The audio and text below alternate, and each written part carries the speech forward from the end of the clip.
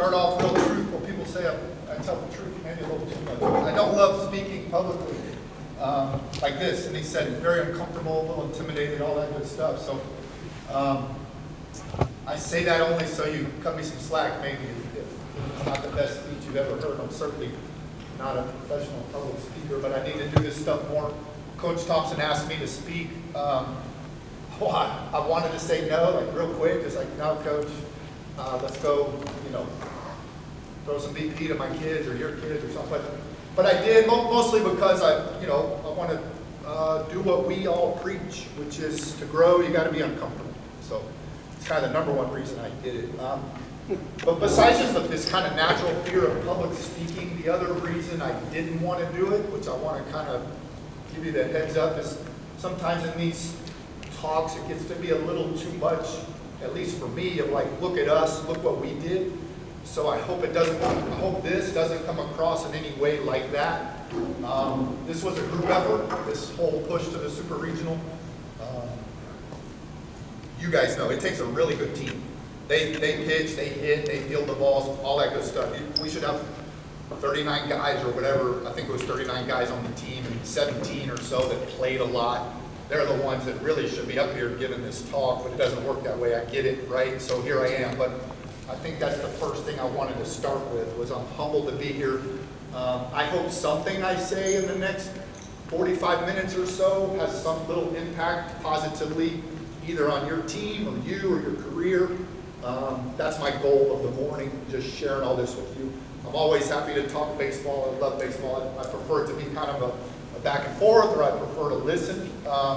But here we go. So you can kind of flip to the next one. Coach York, I was trying to call memory, and I might not have put you up there, but this is all different people that kind of have affected my life in a positive way from a coaching standpoint. And the reason I bring up Coach York is there's a lot of guys up there that he knows, and I'll get to that group in a second, but really just want to thank him most.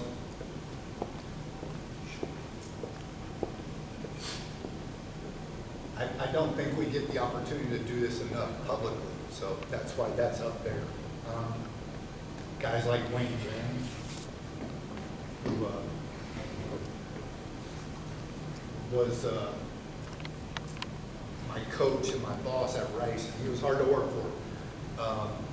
I hated him a lot of days, but he's the best baseball coach ever. In my opinion. And then there's some folks up there that Coach Graham was obviously a mentor. Like, I would never call him my friend, which is funny because I worked for him for so long, and I mean that with all due respect. It's not a bad thing. It just wasn't a friend relationship. It was definitely a mentor, and he's, like I said, hard to work for, very demanding, a little selfish at times, but that's part of winning, I guess. So I'm grateful to him. I'm grateful to all these people. There's a lot of people up there that I would just call friends. So the group I mentioned with Coach York, there's a group of guys up there kind of mixed in, which is what I call the Rice baseball camp group. And I don't know, Coach, we'd probably show up at 7:30 a.m. for a 9 a.m. camp. These guys didn't have to be there till 8:30. That's when I was running the camp. This is when I was first coaching at Rice. So I'm running this camp. We'd start at 9, I think, and I would just ask the guys, hey, come and set up, right? These guys start rolling, this was high school coaches, right? They'd start rolling in at 7:30, and they'd have the field set up by 8, and then we're just sitting around. We'd just sit around and talk. It was awesome. Like, from 8 to 9 a.m., there's more baseball and like just how to get the most out of a player, how to beat this type of pitcher, like just good old-fashioned just baseball talk. I learned so much in those, it's like 7 weeks of summer. I did it for 6 summers. I ran it, and then another 5 summers I was part of it. So 11 summers for 7 weeks, 17 baseball coaches and me, but it was fantastic stuff, and I'm grateful to those guys. A bunch of them are up there.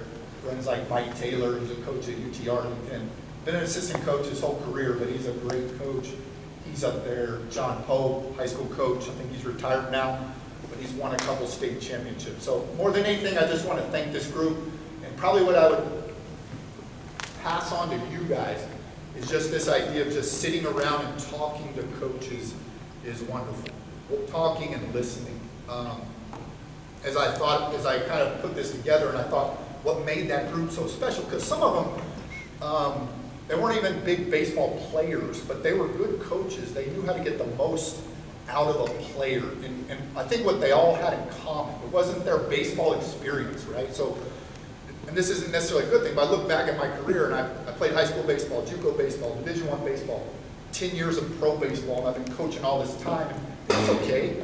Plenty of people, you see big leaguers all the time that get into coaching, and they're not good coaches. Right? It's not as much about where you played or any of that stuff. It's about getting the most out of people. That's what it's about. And it doesn't always mean you need a lot of playing experience or even high-level coaching experience. It's not really what it's about. And that's what I took from these guys. They cared about winning a lot. They were absorbed with winning. At the end of the day, we're trying to win. So people that are absorbed with winning, people that love baseball, whether they played it or coached at a high level, doesn't matter. And then people that care about other people. That's what I think the group had that I kind of wanted to point out up there. So, and then my assistant coaches over the years are up there on this third row over here is a bunch of my assistant coaches. And again, I wouldn't be here without those guys either. So anyway, just grateful for all that. Go ahead, Coach. So I'm going to kind of break this, what I'm calling this push to the super regional, which is kind of just a recap of last year. It's a lot of information. Again, I don't really know exactly what in here may impact you. I hope something or maybe two things, one or two things do. But this is kind of how we're breaking it down this morning. Kind of how the team was built, a little bit of roster construction or recruiting, what we do at UTSA, and then we get into more the meat and potato side of it, the player development, the practices, and then of course game day and what we're hunting on game day. And then the last part of the talk will be this whole really hard to pin down idea of toughness. I think as coaches we talk toughness a lot, and I don't think the kids always understand it. In fact, I know they don't. My kids don't. They don't understand what toughness even is. And it's really hard. As I started to prepare for this talk, I found myself struggling with even how to define it really clearly. So I'll try, but we'll jump into all of that. Jump into the next one. So we start with this roster construction and recruiting. So I'm going to go back to over a year ago. I guess now it's about a year and a half ago. So this would be the summer before this super regional push happened. We finished our season and we had a pretty good year. We're into June now. The season just ended. We came in second place in the American Athletic Conference. I think we won 34 games. It was a solid year for UTSA. People are happy. My boss, in other words, is happy. Actually got a little raise. Second place is great over there. When I got there, they hadn't won a conference championship since 2007, and that was in the Southland. So they had bumped up conferences twice. They had bumped to Conference USA. They bumped to the WAC, to Conference USA, and then to the American. And they were a solid club, mostly 500. But winning the conference wasn't really part of the mix for almost 20 years. So when we came in second, everybody's pretty happy, and since y'all are probably too, it's like, this kind of sucks. You're like, almost rather come in third than second. That's the way I was thinking about it. But we were excited. We had a good team coming back. And then the transfer portal opens. Y'all probably heard of it, might be really familiar with it. I'm happy to answer any questions on it too, but basically now the season ends, anybody who's on your roster can get in the transfer portal and go somewhere else. It's a great tool, and I'm going to get into exactly how it happened for us, but we probably had 3 guys that got in the transfer portal for the right reasons. They got in there because they wanted to play with. And then we had one guy come in pretty quick, Matt King, our starting shortstop. He came in pretty quick and told us he's going to get in the portal. This is a 3-year starter. It was a hit for us, right? 3-year starter, going into his senior year, supposed to be the best year, right? So we feel like we've put a lot into this kid, and he's been all conference for 2 of his 3 years. Sophomore, junior year, he's all conference. And now he's ready to leave us. And I don't even know that he left for the wrong reasons. He left for a little bit of money. Not a lot of money, but with NIL, he went over to Arizona State, he got a little money. But we still think we're okay. We got some guys back. and we get into late in the transfer portal. It's now June 20th. The portal's basically from June 1st to June 30th, roundabout. And I get a call, and I knew as soon as he called. In June, you know, once the players go off to summer ball or home, you don't talk much. So I'm crossing my fingers. I hope I don't get any calls, but I get a call, and best pitcher on the staff, Ruger Riojas, calls me. I knew before I took the call, I'm not going to like this call. And sure enough, he's getting in the portal. I say, why on June 20th? That's my first question. I already knew the answer too, right? So somebody got in his ear. He got $150,000 from Texas to go play over there. Again, we're all grown-ups, right? Like, can I blame him? I don't have $150,000 to give him. My own son is on my team now. If he got $150,000, I'm not sure. Honestly, he's probably getting in the transfer portal. So, you know, there are right reasons to get in the transfer portal, and there are wrong reasons. And this idea of money, to me, if it's a lot of money, it probably falls closer to the right reasons. I don't even know if that's supposed to be said by a head coach at a mid-major that tends to type of school that loses their top guys. But again, just trying to be a truth there. So all of a sudden, from the season ending to end of June, we've lost our second best hitter and starting shortstop, same guy, and we've lost our best pitcher. So we're a little bit up against it. But at the end of the day, we circled up in the office pretty quick. Like as in the next day, Coach Aguayo, Coach Butler, a couple great coaches, and we looked at each other and said, you know what, fuck it. Like, we're going to make the most of what we have. That's all we can do. That's the only choice. This idea of embrace adversity. I don't even know if I'm saying his name right, but that guy, the Old Navy SEAL Jocko Willing, you see him on Instagram, and he's got the good, y'all might have seen it, where he basically says, hey, whatever happens, good. You know, your dog dies, not necessarily good for the dog, but good. I go get a new dog. Whatever happens, you have to take this mindset of good, and we did. We absolutely did. Losing two of our best players, we simply said, they're gone, they're forgotten. We don't talk about it. They don't exist to us. It's never only what if we had this guy, what if we had that guy. We show up and we go back to work. And that's really what happened. So we dive into the portal. We caught a couple breaks. And we did a really good job. My assistants, all of us, we did a really good job of replacing some of what we lost. And I don't mind telling you, we also lost other guys in the portal. It started when these two guys started leaving. Some of their buddies that were older guys, they were more replaceable. I think these other guys that left, they left for the wrong reasons. They left because they saw two of their buddies make a little money. They thought they could make a little money. They got in the portal. They didn't make any money. They ended up places what I would call similar to UTSA or less. Some of them even called and said, hey, can I come back? Absolutely not. You can't. Once you get in the portal, I'll take you back. I'll have my whole team in the portal, right? So we end up losing 10 guys in the portal.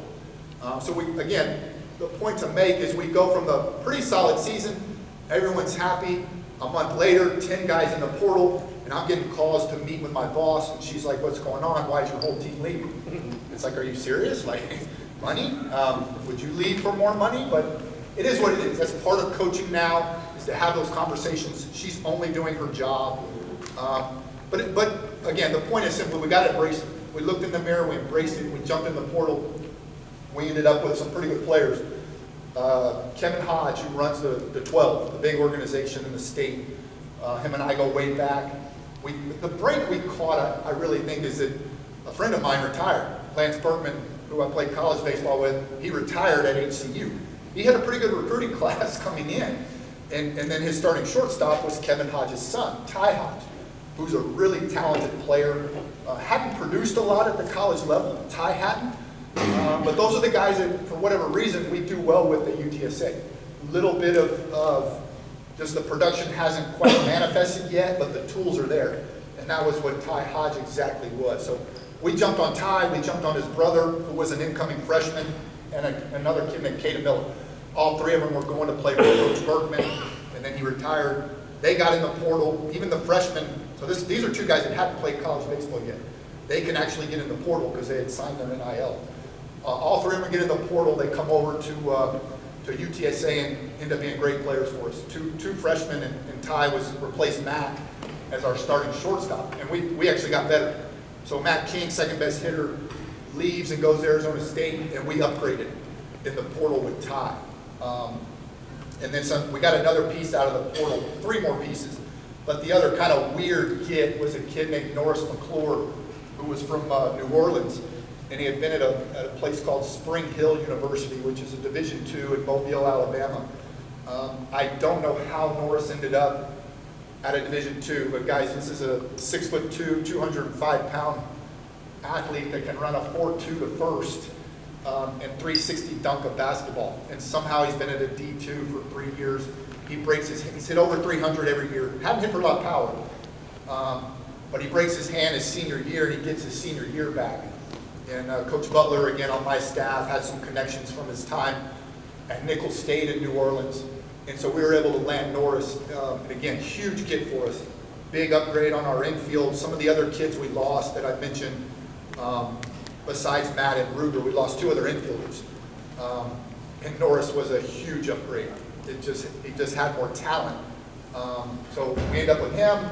And then kind of the normal portal get for us is kind of these guys that are maybe at these schools that they see UTSA as an upgrade in terms of winning. So we added 2 more pieces out of the portal from guys at schools that didn't win a lot, and they wanted to come and maybe try to win a conference championship. A pitcher and a hitter named Garrett Gruhl and Kendall Dove.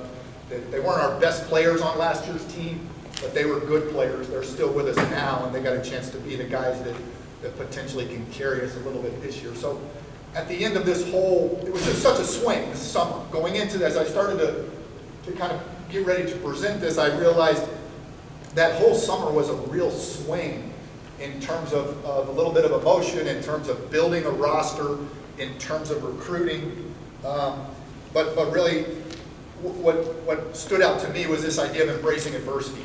And we could have hung our head and felt sorry for ourselves losing Ruger and Matt, and it's just not going to help. You got to be grown up about it. You got to move on and just attack what you can control. You'll see some stuff in this. A lot of what we talk about is what do we control. Really self-evaluating. This is me personally as the head coach. I really have to self-evaluate and say, what is in my control and what is not in my control. And if it's not in my control, it's really dead to me. I don't worry about it at all. I can't control it. So we dug into what we could control, and we did okay with our portal finds. I did want to talk a little bit about recruiting in general, and that's what this is. So this is just more of a general recruiting talk. People ask me all the time, Coach, what are you looking for in recruiting? In the simplest way is tools. The simplest way to state it is we're looking for tools, people that care, and people that compete really good.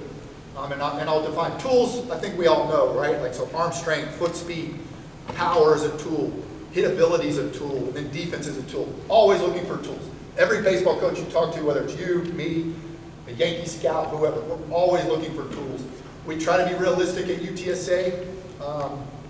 My velocity tool is probably 90. If a guy's certainly holding 90, if a guy's holding 90 miles an hour playing for you guys, that's a tool for us. I think if A&M's recruiting coordinator was standing up here, or Jim Schlossnagel, I don't know, maybe 92 or 93, they need to be holding. So the tools are on a scale, right? But I think this talk, I wanted to be less about tools and more about the second thing that we look for. And that's kind of how I define it. It's this caring competitor. So caring, really, to me, don't think like they call their mom and thank her twice a week. It's not really that. It's they care about each other. They care about getting better. They care about overachieving, the things that we care about. We need like-minded individuals. What I've learned over the years is the more players we get that think about us instead of me, that's how we define care. And we talk about it. We point it out. It can get uncomfortable. I try to be real in these talks. Like, a lot of what we do at UTSA is dealing with uncomfortable situations. From telling a kid, you don't care enough. You simply don't care enough. It's all about you. Like, that's an uncomfortable conversation. Or telling them you don't care enough, like, you chase too many bad pitches, but how often do you take extra BP, right? Like, so putting ourselves in those situations, and they're awkward and uncomfortable, but we got to do it. If we're going to make the most out of our talent And we're going to beat people like A&M and Texas and TCU. That's who we're trying to beat. Putting ourselves in these uncomfortable situations, telling the truth, being ready for people to come back at us, telling the truth back at us too. Like, that's okay. A lot of these exit meetings before these guys jumped in the portal, there were some guys that flat out told me, I don't like you. Like, that's not easy to hear. Nobody wants to hear that, but I get it. I'm not for everybody. And if you don't like me, the portal's probably where you should go. So it's a two-way street, this idea of caring. So that's what we talk about caring. It's very open-ended, but we need people that care a lot about baseball. The product on the field, the product that they're putting forth. If they're there to wear the uniform or get the girlfriend or get their picture on Instagram, it ain't gonna work, and we're very open about it. And then the second part of that little phrase, the caring competitors, is how they compete. The simplest way I can define that is how do they compete against the equal or better. It's all about competing against the equal or better, and oftentimes the better, because everyone in this room knows, right? Like, if we start the season off, I think the second week of the season we play a Minute Maid. It's not Minute Maid anymore, but the Astros Classic, right? UTSA is going to be there with Coastal Carolina, Baylor, and all these people, right? Like, any of y'all gonna, if I gave you $100, you're gonna bet on us or Coastal Carolina, right? Like, I get it. I know, we know exactly who we are. We know exactly when we walk in there who the money's on, and we're okay with that. But when you talk about competitors, they gotta want that. That has to be who they wanna play. A lot of kids wanna play, I don't like naming the names that technically we're supposed to beat, because we might lose to them. But y'all know who I'm saying, right? Like, these schools that UTSA is supposed to beat, I don't care if you play great in those games. We're supposed to beat them, right? So when I'm recruiting, when we recruit, the common question that you'll get from me or Coach Aguayo and Coach Butler, the guys on my staff, is like, what does he do against the equal or better? We know he's not going to be awesome against them, like in terms of stats, but does he relish those moments? Is that what he's playing? Those are the people we want to recruit. And I got to give credit to a guy named Ryan Robinson. I stole this idea of the equal or better, because I always used to try to, how can I succinctly define a competitor? And I don't know if y'all follow any of this stuff on X and Twitter. It's a dangerous baseball world on that thing, but there's a guy, his organization is called Next Level Baseball out of Florida, the panhandle of Florida. His name's Ryan Robinson. He's a summer ball coach. He's a select coach. But he's a great follow if you don't follow him. But he'll talk about this. He'll talk about the equal or better. That's how he defines some of this. So I've stolen it. And him and I hope y'all like stories, but a little side story. We've never actually met, but we've talked on the phone several times. I love his stuff.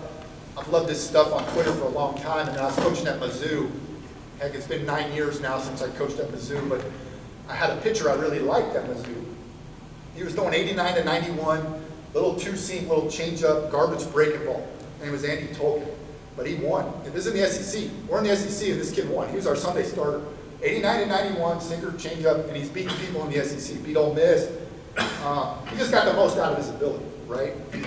He starts talking about this guy, Ryan Robinson, his old coach, who ended up being Ryan Robinson. So that's what got me on to Ryan, and started following him on Twitter. And over the years, I've seen some of his other players. His players overachieve. They come to the Division I level. I've crossed paths with several of them now, and that's what I love about them. They're not always the most talented, but they overachieve. They get the most out of their ability. Then he had another kid out of UNO. When I was at UIW, there was a kid at UNO who was about 5'7", right-handed pitcher.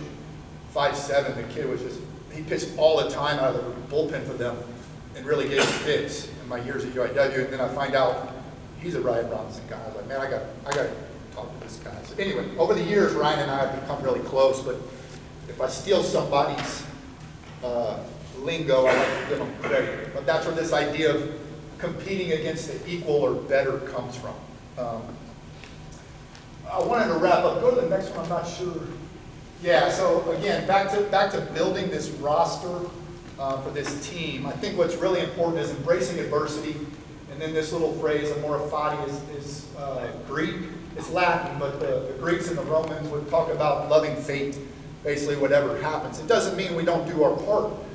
My wife gives me a hard time because I like this phrase. And she's always like, well, yeah, that just means you just sit around and whatever happens, happens. And it's not what it means. It means you do absolutely everything you can to win or to work hard or whatever. And then when it doesn't happen, you friggin' move on. You don't dwell on it. So many people get caught up in what they don't control. So we do talk a lot about embracing adversity and this idea of a more fun. We love faith. Truly love it. Hard.